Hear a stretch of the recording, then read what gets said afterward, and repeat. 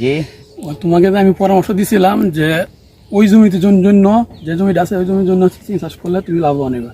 তা তোমার কি মনে হইতেছে? আর তুমি তো আগে জমিতে বিষ দিতা, আর এখন এই যে হলুদ পাত দেওয়াতে ফেরোমন পাত দেওয়াতে তোমার কিন্তু বিষ লাগছে, বিষ দেওয়া লাগছে। জি না, বীজ দেওয়া লাগছে না, আপনার পরামর্শ আমি অনেক লাভবান। ফেরোমন পাত দিছি, হলুদ পাত দিছি, দেওয়ানে বিষ লাগছে না, আমার ফসল আল্লাহ দিলে খুব ভালো হয়েছে আপনার যুক্তিতে করণে।